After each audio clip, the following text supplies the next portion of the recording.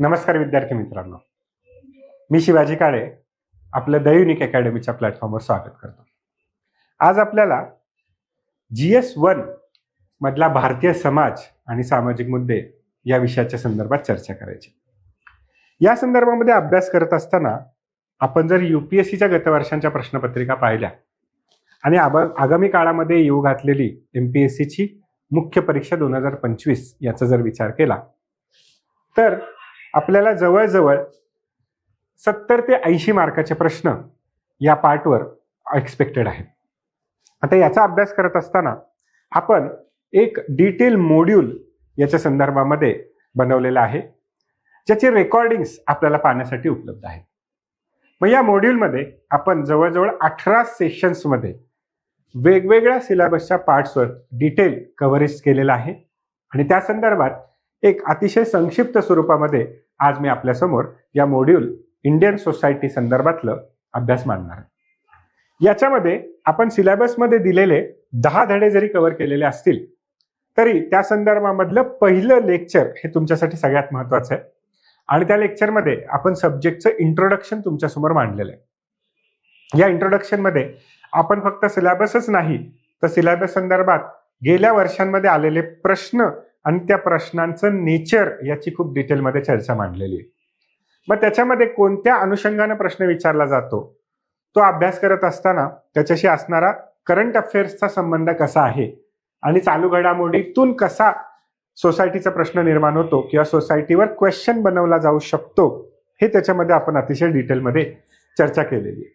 ते करत असतानाच आपण GS पेपर 1 इंडियन सोसायटीचा जरी अभ्यास करत असलो तरी त्याचा आपल्याला फायदा GS मधल्या इतर भागांबरोबर कसा करून घेता येईल. उदाहरणार्थ GS4 मध्ये इथिक्स मध्ये त्याचा अभ्यास आपल्याला उपयोग कसा करून घेता येईल. निबंध हा 250 मार्काचा सेपरेट एक तुम्हाला पेपर असणार आहे, त्याच्यामध्ये तुम्हाला कसा उपयोग करून घेता येईल. किंवा त्याचबरोबर तुम्हाला जर तुमचा ऑप्शनल सोशोलॉजी, अँथ्रोपॉलॉजी किंवा तत्सम सोशल इश्यूशी निगडीत असेल तर त्याच्यामध्ये कसा फायदा करून घेता येईल याचीही चर्चा आपल्याला तिथे डिस्कशन मध्ये कनेक्ट करता येते. पण त्याचबरोबर एक महत्वाची बाब आपण इथे या डिस्कशन मध्ये मांडलेली आहे आणि ती बाब म्हणजे इंडियन सोसायटीचा अभ्यास करत असताना कोणते रिसोर्सेस तुम्ही फॉलो केले पाहिजे. अभ्यास साहित्याची एक स्वतंत्र आपण त्याच्यामध्ये डिस्कशन मांडलेलं आहे. आता त्याच्यावर मी फार वेळ घालवत नाही आणि पुढे जाऊन आपण कसं या मॉड्यूलमध्ये अभ्यास केलाय, कोणकोणते धडे त्याच्यामध्ये आपण कंप्लीट केलेले आहेत ते आपण इथे पाहूया. त्यातला पहिला जो धडा आहे त्याचं नाव आपल्याला इथे सगळ्यांना दिसते, भारतीय समाजाची ठळक वैशिष्ट्य. पहिला धडा आहे. सिलेबसमध्ये एक पॉइंट दिलेला आहे. आता सिलेबसमध्ये त्यांनी आपल्याला हे सांगितलं नाही की कोणती वैशिष्ट्य तुम्ही अभ्यासा, त्यांनी फक्त आपल्याला सांगितलं भारतीय समाजाची वैशिष्ट्ये अभ्यासली पाहिजे. पण मग इथे आपल्याला UPSCच्या गतवर्षीच्या प्रश्नपत्रिका मदत करतात आणि त्याचा अभ्यास केल्यानंतर आपल्याला हे कळून येतं की एक 5-6 महत्वाची अशी वैशिष्ट्ये आहेत इंडियन सोसायटीची, ज्याच्यावर वारंवार आपल्याला प्रश्न विचारलेले दिसतात आणि भविष्यामध्येही त्याच्यावरच प्रश्न विचारले जाण्याची शक्यता आहे.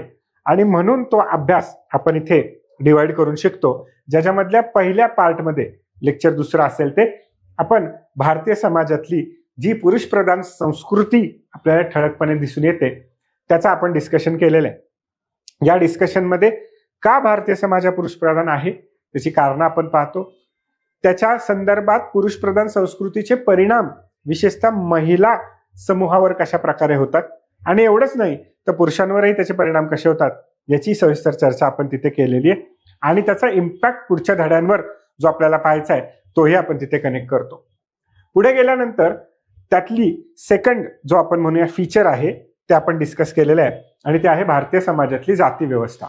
आता आपण त्या अँगलने जर बघितलं तर भारतीय समाज हा असा एकच समान आहे जगभरामध्ये जिथे जाती व्यवस्थेसाठी अतिशय वैशिष्ट्यपूर्ण अशी एक सामाजिक व्यवस्था निर्माण झाली आणि हजारो वर्ष ती टिकून राहिलेली आहे. आजही ती आपल्याला अस्तित्वात दिसते आणि त्यामुळे या सगळ्या डायमेन्शन्सचा विचार करून प्रिव्हियस इयरचा अनालिसिस करून आपण तिथे डिस्कशन घेतो की नक्की जाती व्यवस्था काय, समाजामध्ये तिची वैशिष्ट्ये आपल्याला कशा प्रकारे दिसून येतात, आजच्या काळामध्ये जाती व्यवस्थेचं स्वरूप कोणतं आहे, ते टिकून राहिलेलं आहे, राहिलं असेल तर त्याच्यामध्ये बदल काही झालाय का आणि भविष्यात काही होऊ शकतो का.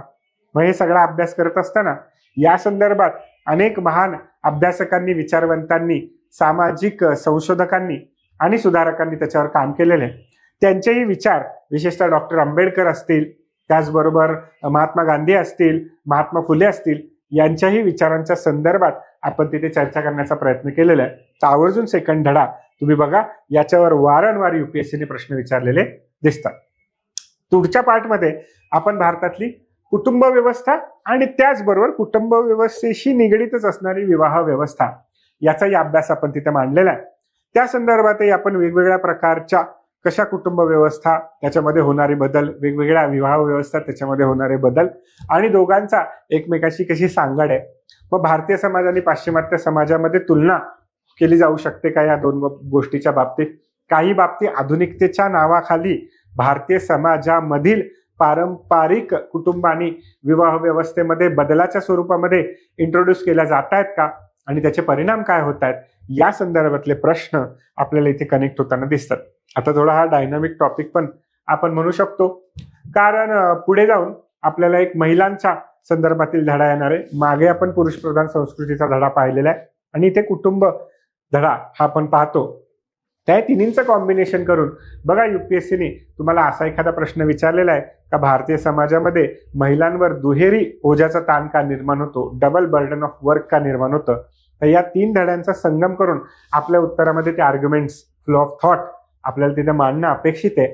ज्या सगळ्याचं डिस्कशन आपल्याला इथे केलेलं दिसेल. पण चौथा धडा आपण म्हणूया किंवा चौथा सब टॉपिक आपण म्हणूया, ज्याच्यामध्ये इथे लिहिलंय तुम्हाला एकच पॉईंट दिसतो की परंपरा आणि आधुनिकतेचं सह अस्तित्व. पण याच्यामध्ये अजून आपण एक 2-3 मुद्दे डिस्कस केलेले जे आपण एकत्रच क्लब करून इथे मांडण्याचा प्रयत्न केलाय, ज्याच्यामध्ये सांस्कृतिक गतिशीलतेची बाजू जी भारतीय समाजाची ती मांडण्याचा आपण इथे सविस्तर स्वरूपात प्रयत्न केलेला आहे. का बरं सांस्कृतिक गतिशीलता आपण म्हणतोय, कारण भारतीय समाज हा एक सभ्यता म्हणून हजारो वर्ष पृथ्वीवर अस्तित्वात आहेच आणि त्यामुळे परंपरा त्याच्यामध्ये असणार, समाज पारंपरिक स्वरूपात असणार ही तर बाब इथे व्यवस्थित आहेच. परंतु भारतीय समाज हा बंदिस्त स्वरूपात नसून बाहेरून येणाऱ्या आणि आतमधून उमगणाऱ्या अनेक नव्या गोष्टींचा तो स्वीकार करतो आणि त्यामुळेच तो आधुनिक देखील बनताना दिसतो. ही तितकीच वैशिष्ट्यपूर्ण बाब आपल्याला पाहायला मिळते आणि त्यामुळेच भारतातली संस्कृती ही स्थिर झालेली नाहीये किंवा स्तब्ध स्वरूपाची नाहीये, तर ती बदलणाऱ्या स्वरूपाची आहे, ती गतिशील आहे. हा आर्ग्युमेंट आपल्याला तिथे मांडावा लागेल. मग हेच पाहत असताना आपल्याला याच्यामध्येच एक सब पॉइंट म्हणून आपण भारतीय समाजामध्ये एकाच वेळेस आपल्याला ग्रामीण समाज, शहरी समाज आणि आदिवासी समाज हाही एकत्र पाहायला मिळतो. असा वैविध्यपूर्ण असणारा भारतीय समाजाची चर्चा आपण या भागामध्ये करतो. आता इथे आपले भारताच्या समाजातील जी ठळक वैशिष्ट्य असणारा धडा आहे तो आपण इथे संपवतो आणि सिलेबस मधल्या दुसऱ्या पॉइंटमध्ये आपण एंटर करतो, जो आहे महिलांच्या भूमिका आणि महिला संघटने. आता आठवा आपण मगाशीच जे पुरुष प्रधान संस्कृतीचा अभ्यास एका धड्यामध्ये केलेला आहे, त्याला बेस मानून त्याच्यापासून या डिस्कशनला आपण पुढे सुरुवात करतोय. आणि म्हणूनच तुम्ही जेव्हा हे मॉड्यूल पाहणार आहात तेव्हा तुम्ही देखील या मॉड्यूलच्या लेक्चरची सिक्वेन्स नक्की फॉलो करा, कारण जे मागच्या लेक्चर्समध्ये डिस्कस केलेले त्याच्या आधारित पुढच्या डिस्कशन्समध्ये तो आपण एक क्यू घेतलेला आहे किंवा तो एक रेफरन्स घेतलेला आहे, त्याचा तुम्ही अभ्यासासाठी नक्की उपयोग करा. या धड्यामध्ये पुरुष प्रधान संस्कृती असणाऱ्या भारतीय समाजातल्या महिलांच्या भूमिका कशा आहेत याची चर्चा अतिशय सविस्तर स्वरूपात मांडलेली. आता याच्यामध्ये आपण फक्त महिला काय काम करतात याची नोंद केलेली नाहीये, त्याचं सोशल अनालिसिस मांडलेलं आहे, सामाजिक नजरेतून, दृष्टिकोनातून त्याच्याकडे पाहिलेलं आहे आणि त्यामुळे महिलांच्या ज्या भूमिका तुम्हाला समाजामध्ये दिसतील त्या कशा प्रकारच्या दुय्यम आहेत, त्याच्यामधून कसं त्यांचं शोषण होत आहे याचा मुद्दा इथे डिस्कस केलेला आहे. आणि म्हणूनच अशा भूमिकांमधून महिला या समाजातला एक कमकुवत घटक बनतो आणि म्हणून त्यांच्या सशक्तीकरणाची आणि सबलीकरणाची गरज निर्माण होते, ज्यामध्ये साहजिकच आहे की महिला एक व्यक्ती म्हणून स्वतःला सक्षम आणि सबल करण्यासाठी प्रयत्न करतेच आहे आणि त्याच्यामध्ये राज्य व्यवस्थेची ही फार महत्वाची भूमिका आहे.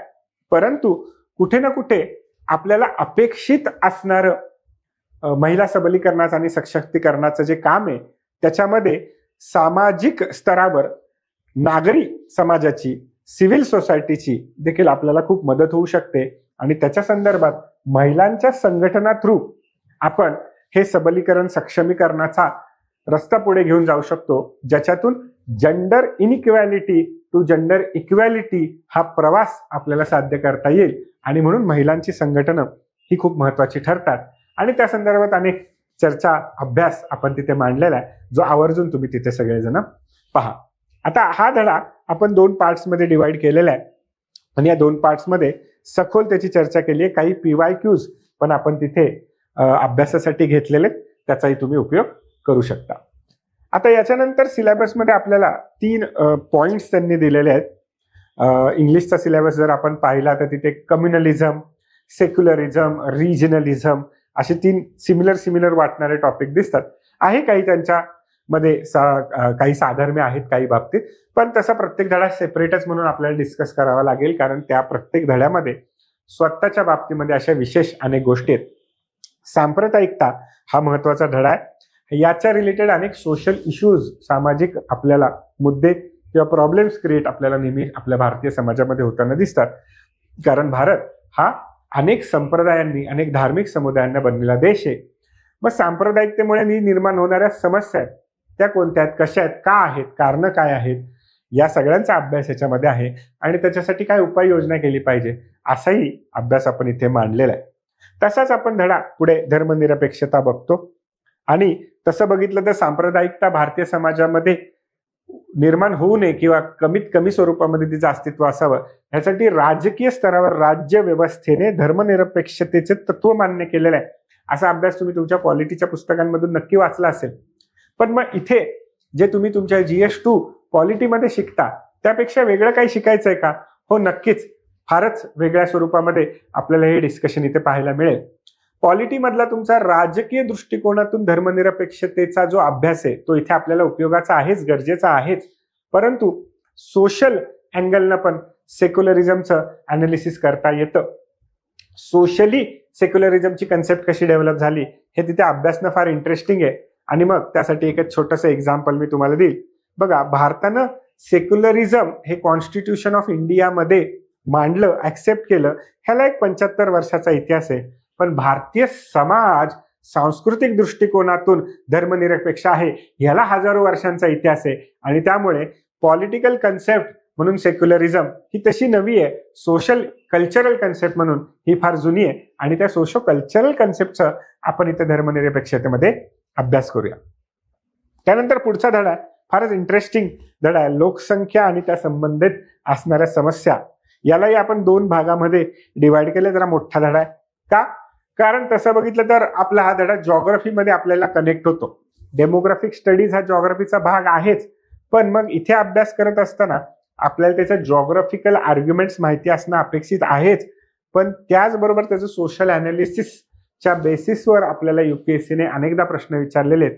मग इथे विद्यार्थ्यांची जी सगळ्यात मोठी चूक होते तर प्रश्न जरी सोशल अँगलने विचारलाय तरी बऱ्याचदा विद्यार्थी त्याच्यामध्ये फक्त जॉग्राफिकल अनालिसिस लिहून येतात. उत्तर चूक नाहीये, परंतु ते टार्गेटेड नसल्यामुळे त्यांना अबव्ह ॲव्हरेज मार्क मिळायला अनेक ठिकाणी अडचण निर्माण होते. ती अडचण आपण इथे या लेक्चर्स मधून दूर करण्याचा प्रयत्न करूया.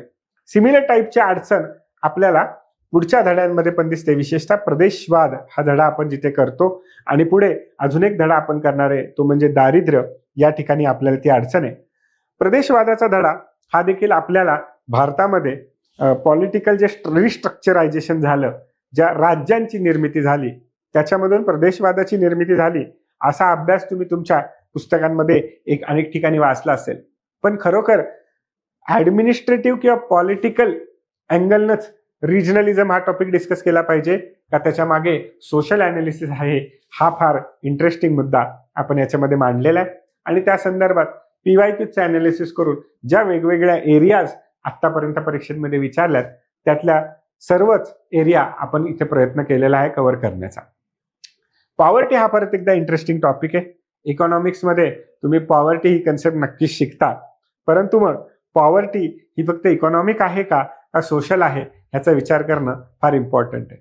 बघा, एखाद्या व्यक्तीकडे पैसे किंवा संपत्ती नसणे ही इकॉनॉमिक डेफिनेशन ऑफ पॉवर्टी आहे, पण फक्त तेवढीच पॉवर्टीची डेफिनेशन नाहीये. म्हणून आजकालच्या काळामध्ये multi dimensional poverty index, human development index या सगळ्या इंडेक्सेसचा वापर सोशल डेव्हलपमेंटच्या एक प्रोग्रेसिव्ह ज्याला आपण म्हणूया सोशल डेव्हलपमेंटचा पॅरामीटर म्हणून पाहिला जातो का, हा एक मी तुम्हाला विचार करण्यासाठी मुद्दा देतो आणि त्याच्यातून तुम्हाला सांगण्याचा प्रयत्न करतो की कशा प्रकारे दारिद्र्य ही सामाजिक संकल्पना पण आहे आणि दारिद्र्य आणि विकासाचा कसा त्यांनी एकमेकांशी सांगड घातलेली आहे हे या धड्यांमधून उलगडताना तुम्हाला आनंद होणार आहे. त्याच्यामधला पुढचा धडा आहे आणि तो आहे शहरीकरण. आता या शहरीकरणाशी संदर्भात देखील पुन्हा एकदा थोडं जॉग्राफीमध्ये, थोडं इकॉनॉमिक्समध्ये तुम्ही अर्बनायझेशनला कनेक्ट केलेलंच असेल, पण मग त्याच्यातून निर्माण होणाऱ्या समस्या, विशेषतः सामाजिक समस्या, या इथे आपण अभ्यासासाठी मांडलेल्या आहेत. आणि त्याचा अभ्यास मांडत असताना आपण एक्झामिनेशनच्या पॉइंट ऑफ व्ह्यूने वेगवेगळ्या गव्हर्नमेंट स्कीम्सचा देखील अभ्यास केलेला आहेच, पण त्याच्या सोशल अनालिसिसवर फार भर दिलेला आहे. आणि मग आपण येतो आपल्या सिलेबसमधल्या शेवटच्या मुद्द्याकडे आणि तो शेवटचा मुद्दा आहे जागतिकीकरण. हाही मोठा धडा आहे आणि म्हणून आपण त्याला आपल्या अभ्यासामध्ये 2 सेशन्समध्ये डिवाइड केलेला आहे.